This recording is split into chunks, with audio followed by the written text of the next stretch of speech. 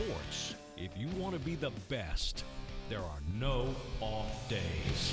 Yes, the No Off Days podcast. Back at you. I'm Scott Smith. We got Chris Cato, and BK is in the booth. And you've logged some miles here in recent days. Yes. Took a trip out west. I tried to we need to hear all about it. I tried to take my talents to, I guess, Venice Beach. Venice. Yeah. You know, I heard the actors. Bodybuilding? Yeah. Well, I heard the actors were on strike, so I went out to Hollywood to see if I could, do a little side hustle. Yeah. Well, I heard you don't. I mean, Mark Wilson probably has that foot in the door for you, right? You would think so. You get like an extra role in one of those spooky movies. No, man. Apparently, they want you to be able to know how to act, which I cannot do. Do you do any accents? No. Well, does Southern accent count? What was the thing that stood out most in your trip out to? And this was Southern California, so you were in L.A. Just the climate, just a different Pacific Ocean. Not having actually. I've never seen the Pacific Ocean before. I mean, really, from a plane, but not up close. So, did you dip your toes into the actual Pacific Ocean? I did, and it was chilly. Little chilly. Yeah. They don't warm it there like we do here in Florida. Anytime you can leave Florida in July, it doesn't really matter where you go. It's usually going to be a climate upgrade, right? Yeah, I wasn't ready for that, though. Like, those people are tough. The beaches there are very wide, too. It takes you too long to walk to the actual water. Yeah, and did you get some good food while you were out there? Oh, man, they do. They have so much good food, a lot of good Asian food there. Okay. Everything seems to be kind of an Asian fusion vibe. An Asian zing? Great food trucks. Yeah. Okay. There was I consumed a lot of MSG. It took me like 4 days to get. What does that do to you? Because for me, it swells me. I look like a. You do. I thought it was Venice Beach, but yeah, you did come back a little swollen. I bought this shirt actually at the Warner Brothers for our listening audience. This is a Batman shirt at the Warner Brothers studio because it's got the built-in pecs. Yeah. So I bought. It's like the bat suit, the Batman suit. There's a little upgrade inside the T-shirt. It's like a man bra. Man, that's what I brought back from Hollywood. We missed you. We were glad that you were able to experience the West Coast. Now, I'm originally a Northern California guy, so we kind of have this rivalry with Southern California. I of course prefer NorCal to Southern California. That's what we call it, NorCal. Yeah, okay. SoCal, NorCal. That might be a little toolish to say, but that is what folks out there kind of describe it as. Is your water warmer up there? No, it's about the same. Yeah, it actually may be worse. It's a little bit colder. Sharks, that kind of stuff. Better surfing. You're going to get better waves. But yeah, beaches are pretty, but the ocean's just not. You don't want to jump in without a wetsuit typically. Yeah. So even in the middle of the summer. I guess the one good thing is you're not brewing some of the things we brew in the water here in Florida when it's 90 degrees in the water. Like red tide, is that? Other bacteria, okay, yeah. So could be a positive. We try to stay away from the bacteria. But speaking of bacteria, let's bring in Brian King. BK is in the booth. Sorry. No natural segue on that, BK. Have you ever dipped your toes into the Pacific Ocean? Never have. No. Never have. Really? Been to Seattle, but that's what? Puget Sound? That's not really West Coast. That's Northwest. Yeah. That was it. Never been to Pacific Ocean. Man, we got to get you out there. I know. I mean, you're a Van Halen guy, and he sang, what was the song that he sang? Is it California Girls? That was David Lee Roth, yeah. David Lee Roth. Yeah. Yeah. But yeah, I'd love to get out there sometime. Okay. Well, we'll make that happen. We'll warm those toes up before you dip them in. Make sure they're, Good so we, of course, are kicking off Women's World Cup action. So that's going to be a point of emphasis on today's show. Tell us who we have on the program. Today we got Warren Barton, one of the Fox analysts for the World Cup. We'll talk to him a little bit about Team USA and just how they got to target on their back this tournament. It seems like they've had the target on the back ever since they've been playing. Going for the three-peat. Yeah, three-peat. That's insane, isn't it? Yeah. It's amazing to see, with the on the women's side of things, the sustained success, and we've talked about that from the men's side. How how do you grow the passion for a sport? When you're not really playing among all the world time. leaders. Yeah, well, that too. You play once every 4 years on the world stage, but you don't have the big names. You don't have the Ronaldos. You don't have the Messis. And yet on the women's side, it's just the opposite.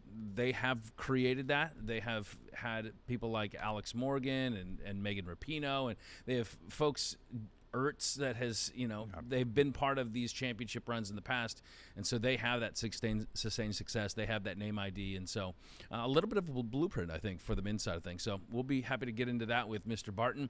By the way, one of the great accents, and you'll be able to appreciate that once we chat with him. Oh, nice. And then at the end of the show, BK. End of the show, we are coming up on our 50th show here. So I thought it may be a few months away.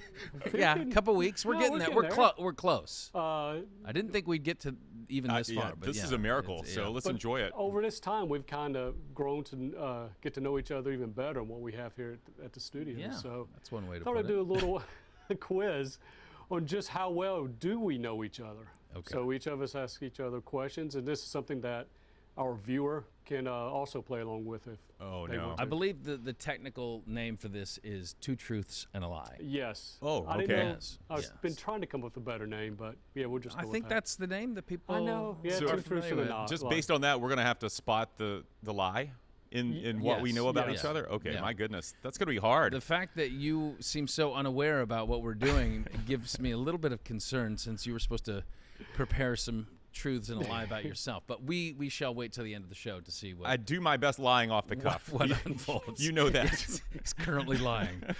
Yes. If his mouth is open, lies are coming out. Okay. Very good, BK. We'll catch up with you in a little bit. If you're listening and you want to watch, go to fox13news.com/nodpod. If you're watching and you want to listen or subscribe, take out your phone, zap the QR code on the screen in the bottom right-hand corner. There you can find all of our shows. And the good thing about a podcast is whether you're vacationing on the West Coast or here on the East Coast, you can find us. But in the words of the great Notorious Big, if I got to choose a coast, I got to choose the East. I live out here, so don't come here. That don't mean that a podcaster can't rest in the West or suntan his chest in the West or get some good food to digest in the West.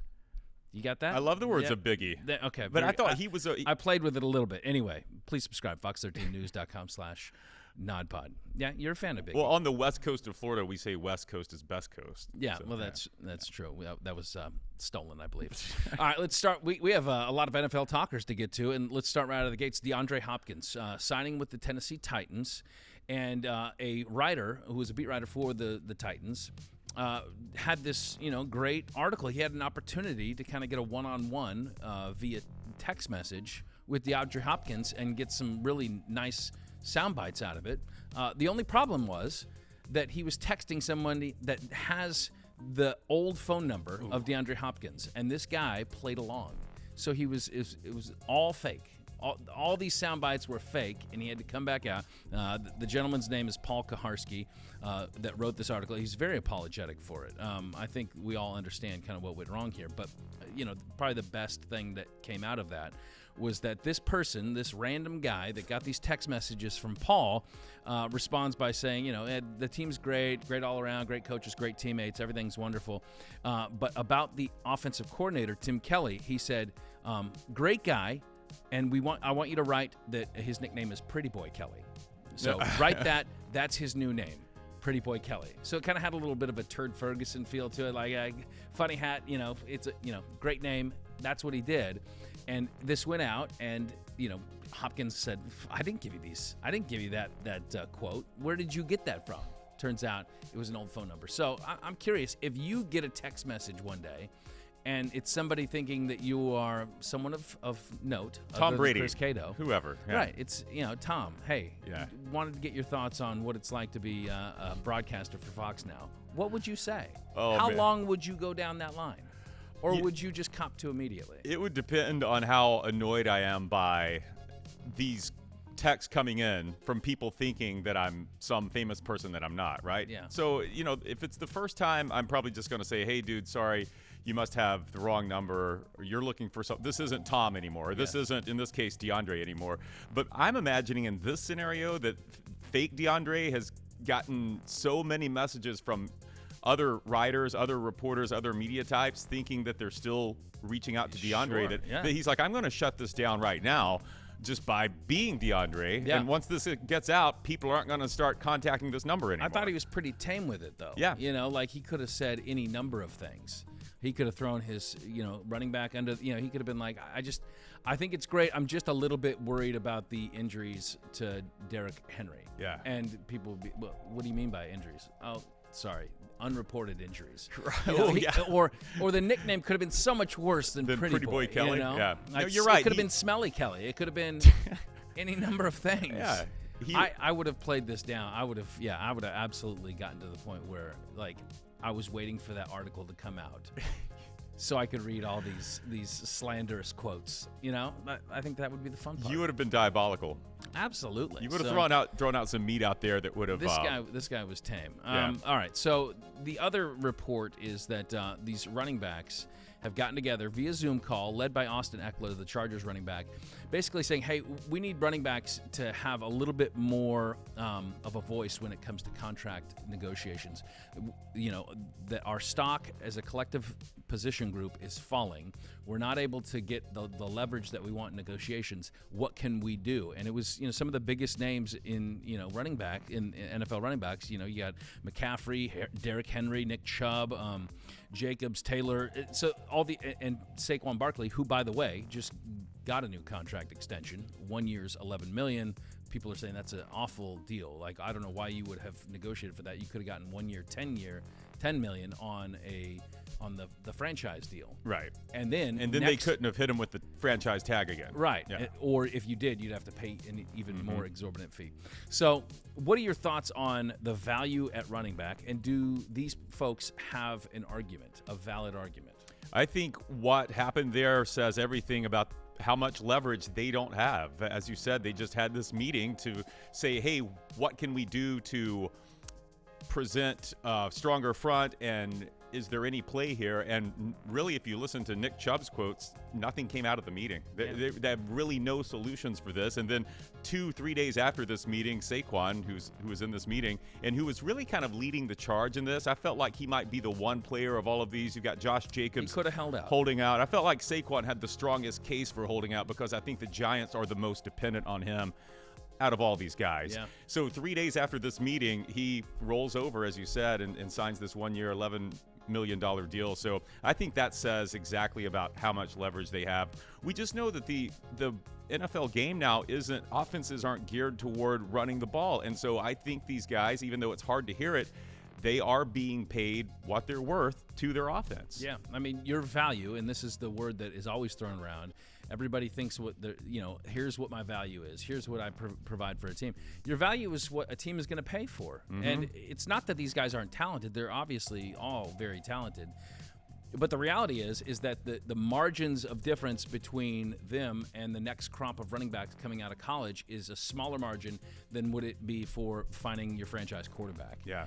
When it comes to average salary across the league, the running back is close to the bottom. Yeah. I think punter may be the only one on average making less. I think it's $1.7 million is the average running back salary per year.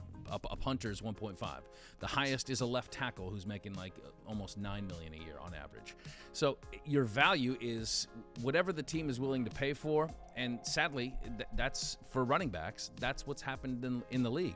And of course, a lot of these things go with ebbs and flows. And at some point, I'm sure that the running back will be a more highly valued position once offenses kind of reimagine things. And maybe not used in a traditional running back role, a running back that like a McCaffrey that can catch the ball out of the backfield and is a more consistent part of the pass game. I think they bring more value to the table. So for running backs out there, it's like, well, you kind of need to diversify. Are you going to see a dip in quality in running backs? I think that could be a concern if you have guys that are maybe natural running backs, but they say, you know what, I'm going to switch positions. Yeah. I'm going to go play cornerback. I'm going to go play safety, or I'm going to play wide receiver. I want to be a punter. No.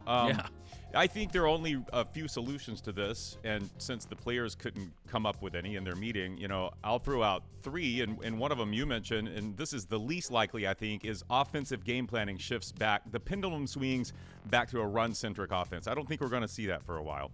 The second would be when the current collective bargaining agreement is up in 7 years, do away with these fully guaranteed contracts for rookies. Those keep players attached to these cheaper deals for up to 7 years. That could be one way that you give a guy a shot at getting a bigger contract when he's still got doesn't have so much wear and tear on his body. Yeah. And then the third would be what you mentioned there is we're going to see, I think, a shift to more of these hybrid. Right now, the highest paid running back in the league is Christian McCaffrey, $16 million a year on average. I think we're going to see a shift to more of these guys that can okay, I'm not a Derrick Henry who's going to be in on first and second down, and then I'm out if it's third and long. You're going to see more a shift. And call the position something else. Call me, okay, I'm not a wide out. I'm not a wide receiver. I'm not a slot receiver. I'm a deep slot receiver. Well, they had remember the H-backs, and they had those kind of hybrid roles. They were like tight ends, receivers, running backs. So I could see something like that, taking place in the future. But, honestly, you have to be the type of guy at that position now. The bar is raised where they can't afford to take you out of the game. Mm-hmm. You're that valuable to the offense. And I think there are some running backs that are like that. Derrick Henry's one of those guys. I think Saquon is kind of one of those guys, and I believe Christian McCaffrey is one of those guys as well, where it's like this offense is substantially better when you're on the field, when you're touching the ball. So we don't have a lot of time, but we do have to get to our division breakdown this week. It is the AFC East. I will let you have the floor first. Let's start at the bottom of the standings, how you see the AFC East playing out in 2020. I have 4 pages of notes on the Patriots. Oh, boy. And why they will win the division. No, why they will finish last in the East. Let's just be quick with it. They don't have much talent. This is a team that's feasted on a division that was weak for 2 decades, but now the tables have turned. They've missed the playoffs 2 of the last 3 years since Brady left. I think the offense will be better this year with Bill O'Brien back. I think he's going to help Mac Jones out. But when you look at a division and look at the other quarterbacks that are in this division, you have one all-time great, Aaron Rodgers. You have one of the up-and-coming greats, Josh Allen. You have a player in Tua who I think is going to be a great, and maybe this season his greatness shines. Big drop-off from that to Mac Jones, and he just doesn't have many blue-chip weapons around him.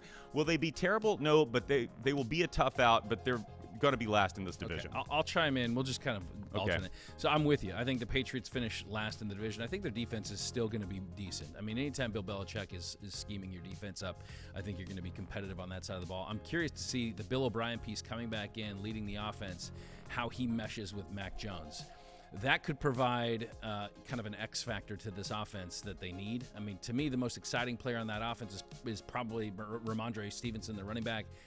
Outside of that, they don't have a ton. So can defense lead the way? Can Bill O'Brien bring another level out of Mac Jones? But, yeah, I agree. I got him dead last. Third. All right, third, the Bills.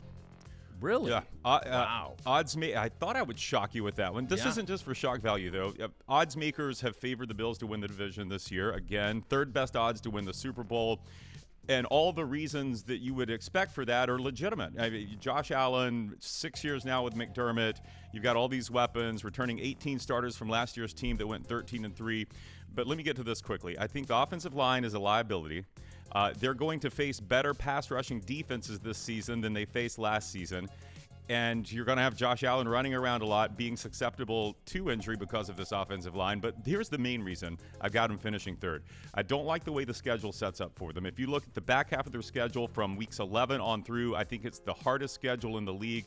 6 of their last 7 games are against teams that are projected to have a winning record. 4 of their final 6 are on the road. So look for this team to get off to a great start again, and this prediction by Chris to look dumb, but I think it's going to be a tough back half of the schedule.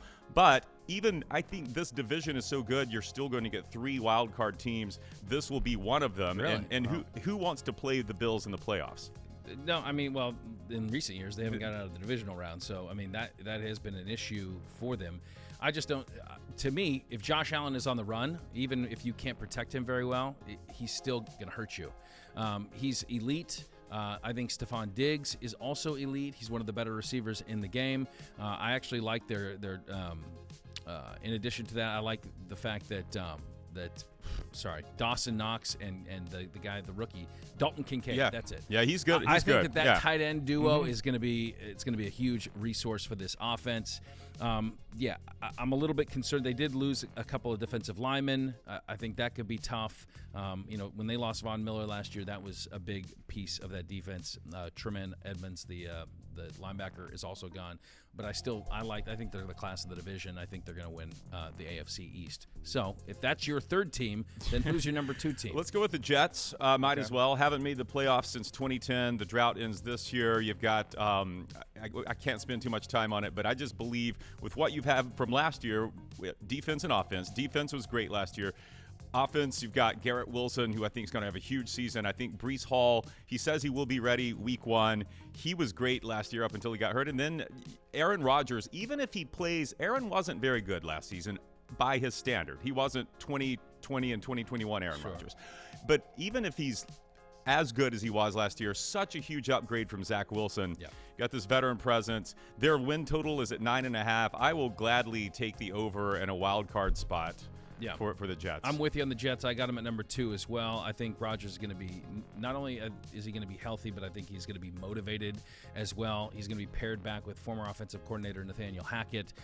He has comforts like Randall Cobb and Alan Lazard in that receiving core. And I think Garrett Wilson's going to be, again, he's one of the better receivers in the league as well. I do have some concerns in terms of just how they finished last year. Now, I know a lot of that has to do with their offense, but, they finished on a kind of a tailspin, losing their last 6 games. But 4 of those were single-score games. I could see the Jets being a wild card team, so I got them at number 2 as well. Number 1, seems like you got the Fins. All I have left is the most volatile team in the division. This team could finish 1st or 4th, depending on what happens with Tua. I'm banking this pick on Tua remaining healthy do you get all 17 games out of him? I don't know, but I'm banking on him being healthy for most of the season. We saw what he was on the field last season before the concussion started. We saw what that Mike McDaniel offense was with him healthy, with Tyreek Hill, with Jalen Waddle. And I believe they gave the Bills trouble last year, even later in the season when Tua wasn't healthy, and they gave the Jets trouble too. And I also like what they've done with defense and with bringing in Vic Fangio. I think that's going to make the biggest difference. Yes, they got Jalen Ramsey, which is huge, probably the best cornerback in the league, but I think the Fangio is really going to fix that defense, and I believe they're going to win the East. Yeah, I got those 2 flip-flops. So I got the Dolphins finishing 3rd. I do think that they will be a wild card contender. I think they'll have a decent season. But to me, Tua's health is the biggest wild card, and there's nothing that I've seen so far that I can bank this guy being healthy an entire season. I think there's a significant drop-off between him and is it Mike White? I think so, yeah. That will be a big problem. It's hard to utilize all those weapons, the Waddles, the Hills, on offense when you don't have a quarterback that can stay in there. So to me, if Tua is healthy, it is a different ball game. I'm not sure that they compete for the 1, but because I don't see it. He's got to stay healthy for me. I do love Mike McDaniel. I think he's a creative play caller. I think he's one of the better young coaches in the league. So I want to pick them higher, but I got them 3rd. I got the Bills winning the division yet again. So there we go. That's how we see the AFC East shaking out this week. Next week, what, you want to do NFC East? Yeah. Yeah. I think we're just bouncing back and forth. We Who knows where we'll end? One coast to the next. Yeah. All right, very good. What do you say we talk a little Women's World Cup soccer? I will be listening to your questions. All right, you can go off. Okay. Go get your pedicure, and then join me back after this interview with Warren Barton. Well, World Cup fever is underway around the world. Our guest today is part of the excellent coverage that you can catch right here on Fox. We welcome to the show Warren Barton. And Warren, whenever the World Cup rolls around, we kind of reanalyze the United States as a nation and the passion for that sport and how it's grown. And, of course, winning certainly helps on the men's side. There's a lot of excitement for the future, but the women have gotten it done here these last two go-rounds. What is your sense on just the passion for the game, how you've seen it grow here in the States over the last 8 years? Yeah, Scott, I've been here since 2008 and see the way the domestic league has grown, the MLS, the women's league obviously now is strong.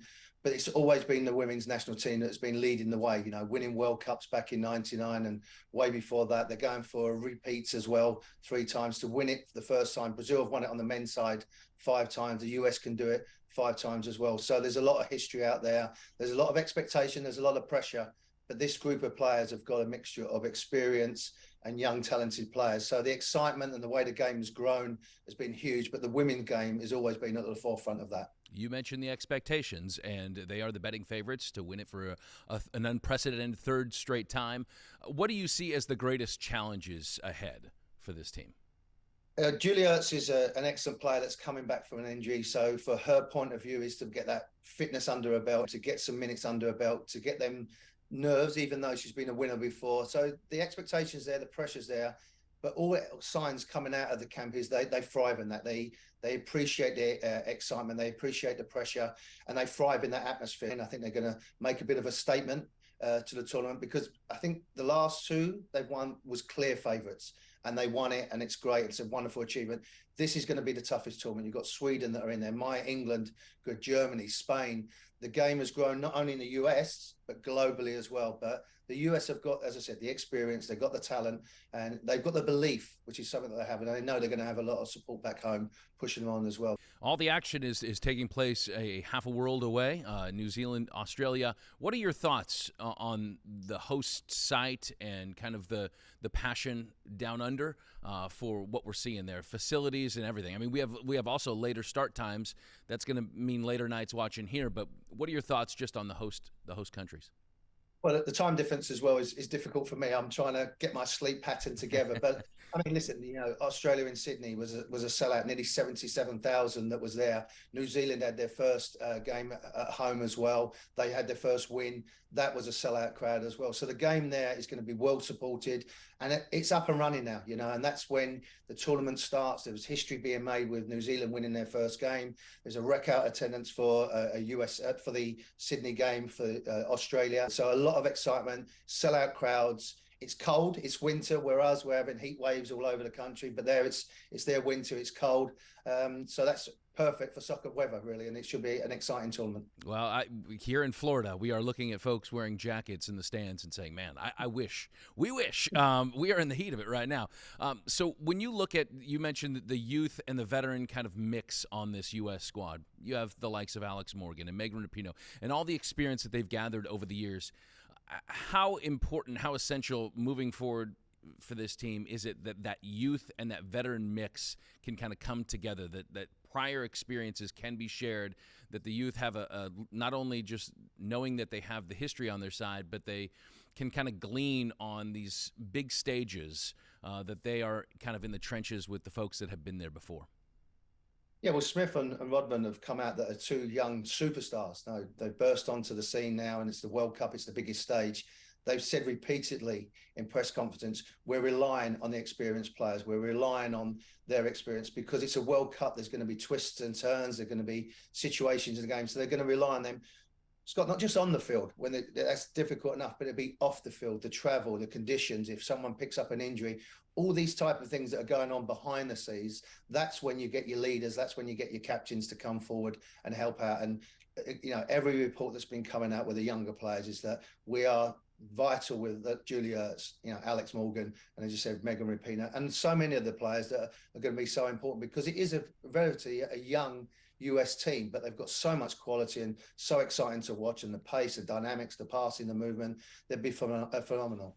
Do you anticipate any discernible differences, being that they've expanded from 24 to 32 teams? What can we expect when we're viewing? Is there going to be any changes?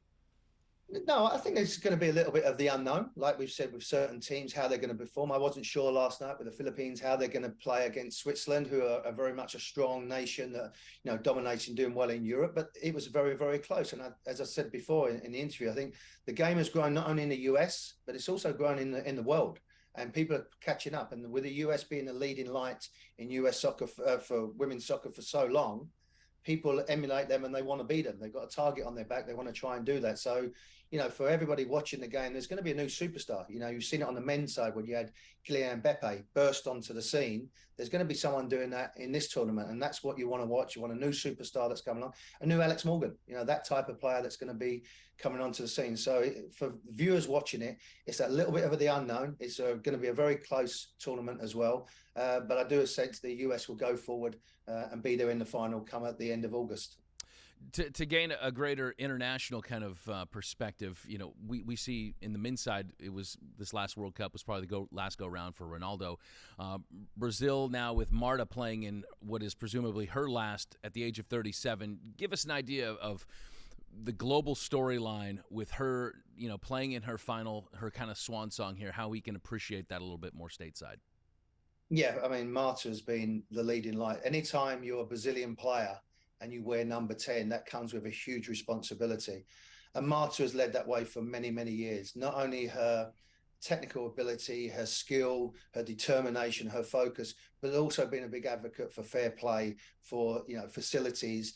She's led the way in so many ways, not just in Brazil. I'm talking about in the US as well, had a big say in that as well. And for someone to have that much belief and confidence in her own ability to be a leader. We've seen now Lionel Messi come into the MLS, the Argentinian superstar that will be playing for Inter Miami. Marta's at that level on the women's side where she's pushed so many boundaries. She's worked so hard at a game and so well respected globally. And it'd be fitting for her to score the goals, to be around. And as I said, I can't say any more than when you wear a number 10 for Brazil, you have to be a world-class player, and she's been that for well over a decade. Warren, because this is happening, the World Cup is happening down under, I'd be remiss if I didn't finally ask you, have you ever tried Vegemite, and what are your thoughts? It's not on my list at the moment, Scott. It's early morning. I might try it later on at about 5 a.m., but no, it's not on. I heard they do a great barbecue, though, so I'll be interested to see how their barbie is. Well, we appreciate your time, giving us a little bit more insight as to what we're going to be watching here over the coming weeks and hopefully a very long U.S. women's national team run. Thank you so much, Warren Barton. It's a pleasure. Thank you. So a little taste of soccer there as we hopefully see a very long run down under for the U.S. team. They've been dominant so far. Yeah. As we tape this, it's Wednesday, so they have not, or it's actually Tuesday. Wednesday, they actually hit the pitch again, so taking on the Netherlands, and we wish the U.S. women the best of luck. Yeah, we'll be watching and cheering them on, as always. Yeah, you get your red, white, and blue out. All right, let's bring BK in. As we wrap up this show, BK, off the top, you kind of teased that we were going to be playing a little bit of a game here. I believe you wanted to come up with a new name, not Two Truths and a Lie. So have you used the downtime to come up with a new name? I could not come up with a good one. So we're going to stay with the Two Truths and a Lie. Well, at least you were truthful about that. I and could have I lied like about the that, name. yes. Two Truths and a Lie. Two honesties and a fib is what Yes. my new name is. I'm a little nervous, to tell you the truth. Okay. To be truthful. All right, so how are we going to do this?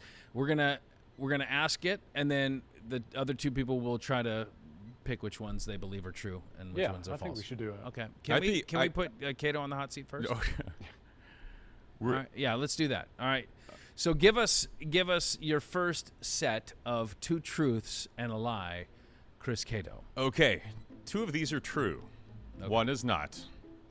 I have never, A, set my hair on fire, B, set my arm on fire, or C, set a man on fire.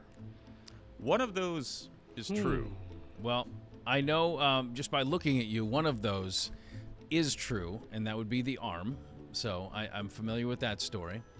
But now it's just a matter of whether you've also set your hair on fire. You're saying I have never set my hair on fire, or I have never lit a man on fire. Yes, correct. I don't think you would have gotten to the position in life that you are if you've set another individual on fire. So I'm going to say hair, and it was probably the same incident with the arm. So that's what I'm going with. BK, what do you got? I don't know. He always talks about those Alabama fireworks all the time, so it could have been an accident. Good pull. Now BK's thinking. All right. So I will go with set a man on fire accidentally. Okay, so the lie here, you're saying the lie is, wait, we have to point out, there's two truths. Oh my gosh. I'm so confused. The parameters of this game, and I may have asked the question in an odd manner. Yeah, two of those things are true. Okay, the two I'm going with are hair and arm. You're saying man and arm. Correct. All right. What do you got? Okay. So I have set my arm on fire. Yes. Don't leave your cooking unattended. Painful. I have also set a man on fire. Ooh, BK gets it. Good job. BK. Multiple times. Multiple times. Yeah. Same man?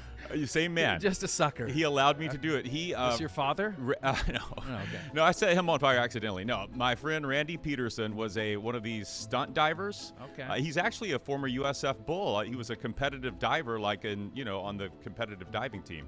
But we met years later, and he was a stunt diver, and he had this fire suit, this like Nomex suit. He would put on. And so he threw these great parties on the beach, and they always ended with him asking one of his buddies to, hey, let's walk down to the beach. You set me on fire. And then he would run down the beach. This is at night, man on fire, and everyone else on the beach is like, what is going on? What has happened? And then he would dive into the Gulf of Mexico and put himself out. And so he gave me the honor several times of lighting him a fire. Wow. Yeah. That's the kind of guy I want to invite to a party. Yeah. Now it's got to take place on the beach, right? Nothing. No, you have to have a way to douse yourself. Yeah. So Oh, that's good. fun. But you've never lit your hair on fire? Look at this Not hair. even a little bit. I protect this. You've never burned it. This is with as much hairspray that is in that thing. It is so flammable right now. This is insured, by the way. If it did catch fire, I would get a payout. But I protect this. Okay, very good. No. All right, BK, you're on. You're Cool, on. I'm deck on. now. Yeah.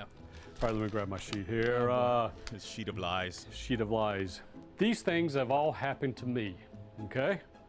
I have read the entire Harry Potter series. I carried the Olympic torch, and I have seen every president in person, starting with Jimmy Carter up to the present. You said in person? In person. I haven't, I've been in the general area where I've seen them directly with my own eyes. I'll give you the honors. Okay, so repeat those again for me in slow I have motion. read every Harry Potter. Potter book. I carried the Olympic torch. I have seen every president in person since Jimmy Carter. I know the torch story, so I believe that is true. Did you set a man on fire with that torch? I could have. It's your same buddy. I don't think you've read all the Harry Potter movies. I don't know that. I'm curious about the president stories. I'm going to say that that's true, but I'm going to say the Harry Potter is the lie. That's the lie. You know what? Pick the lie should have been the name of this segment. There it is. That's what we're doing. There we go. Pick the lie. I'm going to say, I'd never heard the torch story, but Scott's heard it, so I'm going to assume that's true. I also will say you've never read all the Harry Potter books. That's correct. All right. Yeah. So you're Because both I on. believe with your access as a producer, as a photographer for years, you've been in many media markets, you would have encountered these presidents probably in closer proximity than you probably should have been to them, actually. Some have been, like, I think Obama drove by in a motorcade here by the station, and I just went outside. Wait, and you're saw counting a motorcade? Okay. You didn't. Yes. He could have been in any one of Was those. the window it. down? No, but it was, you could see him waving. Okay, all right. Uh, Oh, boy. The only one I haven't seen Biden yet. But yeah, I've seen him in person, from 10, 15 feet. Okay, well, we'll Stretch. get What do you. you mean? Stretching. We'll get you in front of Biden soon. Have Thank you read you. any of the Harry Potter books? No. You don't strike me as a Harry Potter guy. Cozy up with some coffee and a nice Harry Potter book. Okay, here we go. So turn. I have kind of broken mine into categories, and I'll start with food. Here we go. So pick the lie. Busted blood vessels in both eyes competing in an ultra spicy chicken wing challenge. Fell a baked potato shy of completing the 72-ounce steak challenge at the Big Texan in Amarillo, Texas. Competed in a major league eating competition in Oklahoma in an Oklahoma casino. Pulled pork was on the menu that night. I know you love competitive eating competitions. I bet that's true.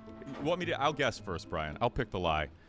The lie is I think you did tell me. I can see you bursting your capillaries in your eyeballs trying to eat hot wings. I think that would totally happen to you.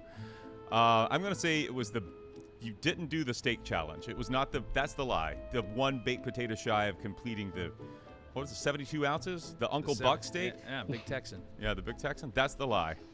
Brian, what do you think? Ooh, the blood vessel kind of got to me. So I'm going to say that's the lie. He's not busting a blood vessel in his eye from eating hot wings. No. All right, so the lie is the baked potato 72-ounce steak challenge I have been to the Big Texan in Amarillo, Texas. That is indeed a food challenge, but I have never taken part in it. My one time there, I had chicken fried steak. And that was huge. Was it enormous. I did bust both blood vessels in my eyes.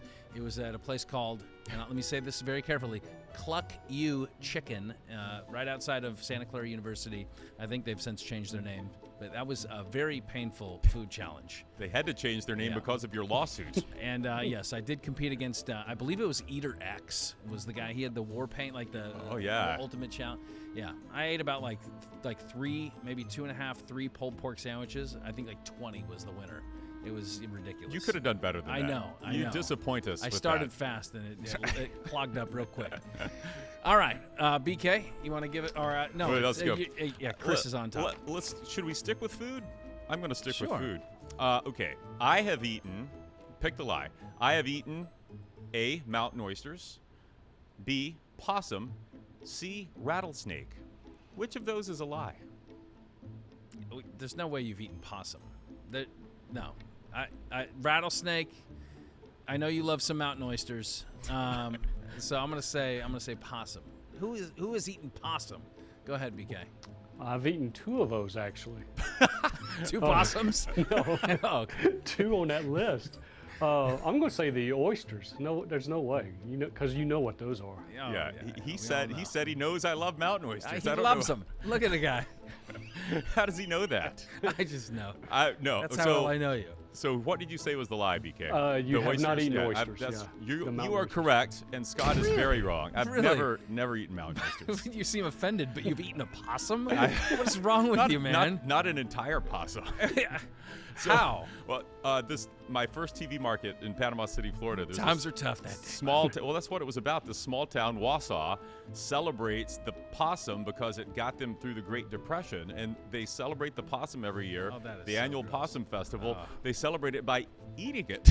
Oh, that is so Now, I awful. think times have changed. People are a little more, I don't know, sensitive now. So I don't know that they eat the possum now, but when I was a reporter there, they would make various dishes that had possum in them. You could get them like possum kebab, possum just fillet.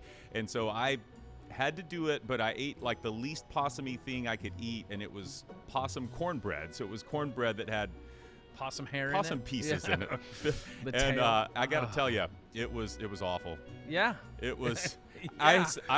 I respect anew how people got through the Great Depression. It's Oh my incredible. gosh. I couldn't have done it. I ran over a possum on my way home from work the other day. I should have picked it Oh, up that's- and brought it for that you. was dinner, Yeah, yeah. you could have grilled that puppy up. Instead, you brought me these mountain oysters All and said, right. "I know you love these."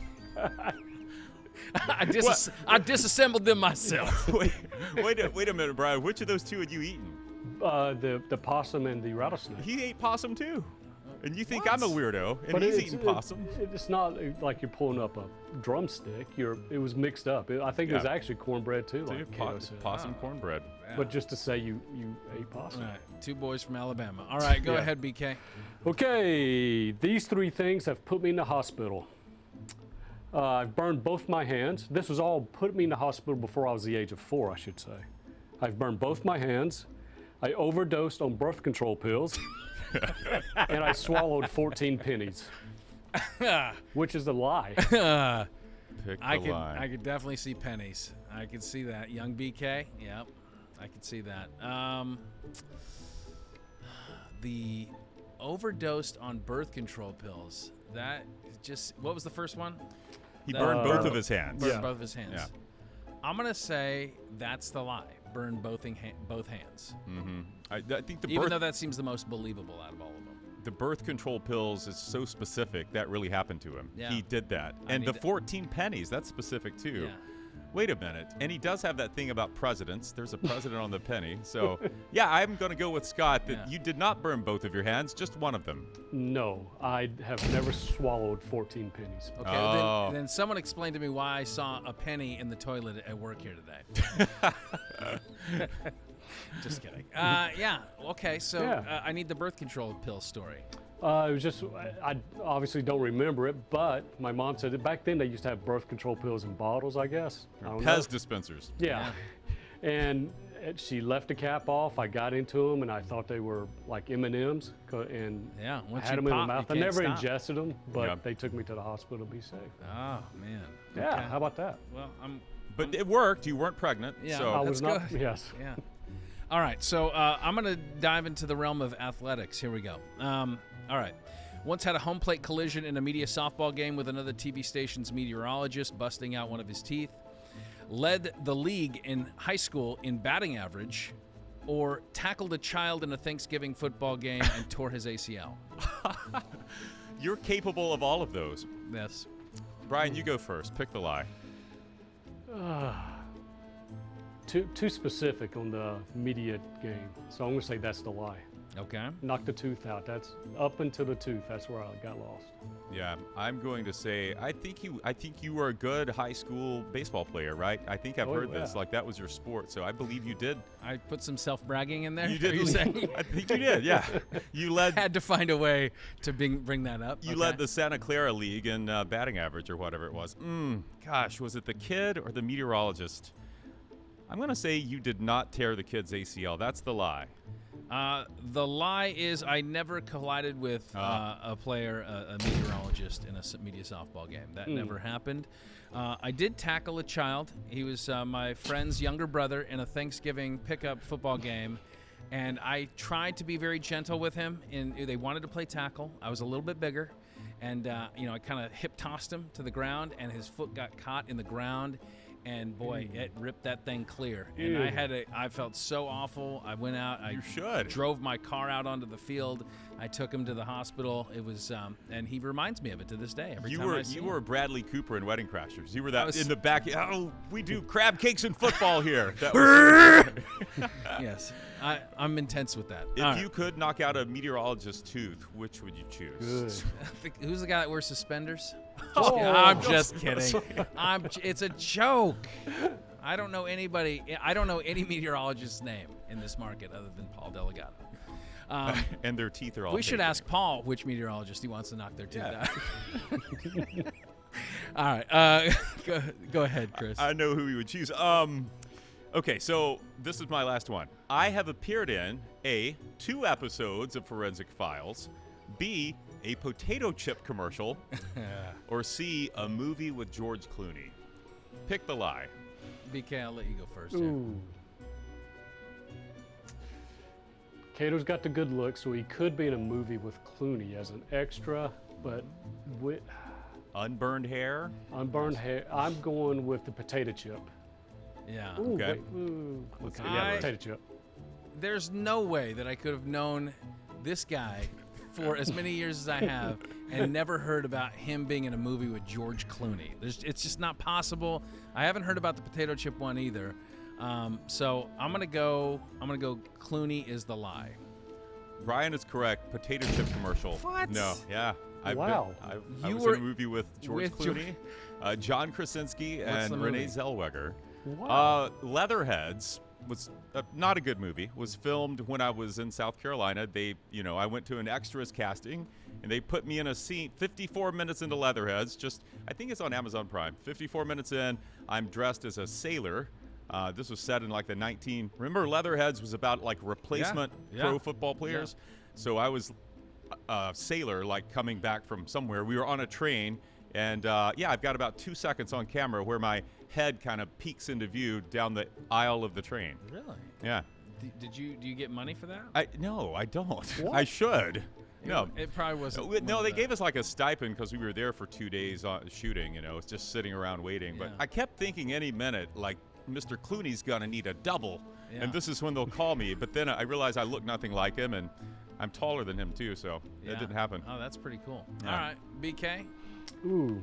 Okay, my last ones are physical traits of myself. Okay. That you start every question with ooh. Yeah.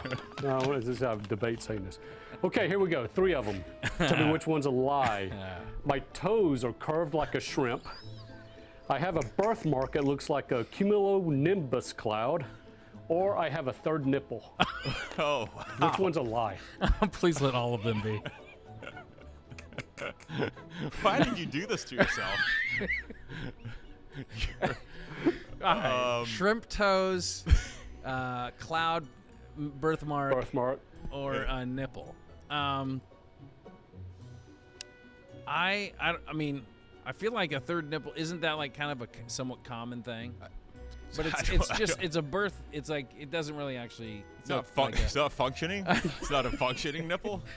I'm not sure what the function of a nipple really is for a guy, but I know we've exceeded the amount of times we're allowed to say that word on this podcast already.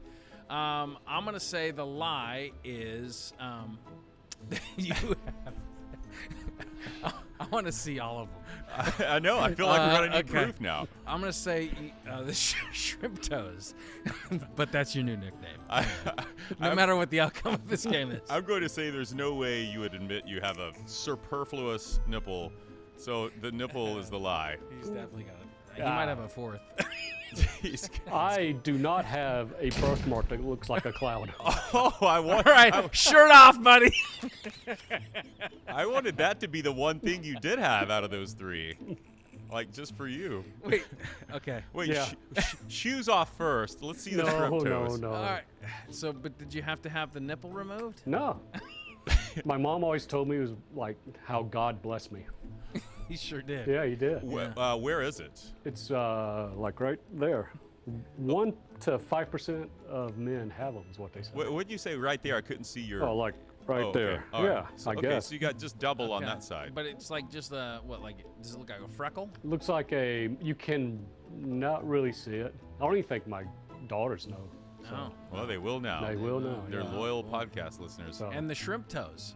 that's just a fluke on my left foot where I can pick up things with it, but Wait, so your toes on your left foot are different than the toes on your right foot? correct. I don't know how that happened, but they're curved. Did you hear him say you could pick up things with it? That's an advantage. The remote? He's a Like what? chimpanzee. Sometimes you feed yourself with it. Well, okay, I'm putting something together here. The toes are on the same side of the body as the extra nipple? Yes. Okay, so something happened yeah. in the Yeah, the, in the birth melding canal. of those genes there Yeah. on that I left think it was side. the birth control pills. My Oh, there. Scott figured it out. It was ODing on the birth control pills. All right. Okay, here we go. The final one. My brushes with fame. All right. I met country singer Charlie Pride in a Nashville elevator. Was denied a picture with actor Russell Crowe on that same visit to Nashville. Also on that same trip to Nashville, held a restroom door open for Joe Don Rooney, Rascal Flatts lead guitarist. Ooh, good ones. That was an eventful trip. Yeah. If just two of those are true, it's eventful. I'm going to go first. I know the Charlie Pride story. You actually, well, you're pretty sure it was Charlie Pride. It was. I can't tell you. Stop. Yeah, okay, we'll get the story later. Oh, man. Joe Don Rooney. That's very specific. Russell Crowe wouldn't let you take a photo with him? What's he doing in Nashville?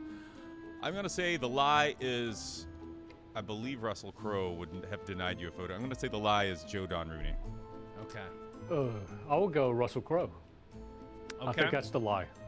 I have never held the restroom door open for Joe Don Rooney, to my knowledge. Yeah, indeed. Both of those two things happened on a trip to Nashville. Met Charlie Pride in an elevator. The door was closing. I said, "Mr. Pride," and he had his arms filled with like gift bags, and he stuck his elbow out, and I literally grabbed his elbow and shook it. And then the doors closed. It was the most awkward interaction ever known to man. But rest in peace, Charlie Pride. And then, and then Russell Crowe was actually in the hotel bar at the hotel I was staying at, and went up, tried to get a picture, and he said, "I'd rather not, mate." That's what he said. Was this he after he had an incident where he like threw a camera at someone? Was right around that time. I think there was like some destruction in a hotel room. It could have been that incident that set him off. I'm sick of all these Americans You were asking. the person who would put him on edge. Yeah. So there Wow. you go. Never met Joe Don Rooney. Charlie Pride, though, good stuff. Yeah. He was, Well, we've he was a learned legend. a lot about each other. Some facts that I'm surprised came out, actually. Yeah, there was some revelation going on in this Yeah. I episode. got the wrong message in this pre-production meeting we did last night. Deeply personal things you It never was. shared with your family. I think I misinterpreted something somewhere. Well, if anything's going to hit the editing room floor. Oh, you better believe it. That's true. Very good. All right. Well, thanks, BK. To watch full-length episodes of this here podcast, head to fox13news.com/nodpod. Hit that QR code. You can also subscribe on iTunes, Google Play, Stitcher, or did we get rid of Stitcher? Spotify. We know at least the first two things are true. Catch us every week in audio form, and you can, of course, catch us on the socials as well. Big thanks to Warren Barton, kind of giving us a glimpse as to what to expect throughout this World Cup run. Hopefully it's a nice, deep one for the Team USA, and that was fun. Yeah. Got to know a little bit about you. You got to know a little bit about me, and we both and everybody got to know a lot about shrimp toes. Yeah. Yeah. Well, and he milked that nipple story, too, for all it was worth. My goodness. Until the next time we are on, if we are ever on again, there are no off days. He could pick things up. I wonder, do you think he could do like Legos with those toes? Like, what can he do? That's his superpower. He's not the dad who steps on the Legos in the carpet. He picks them up.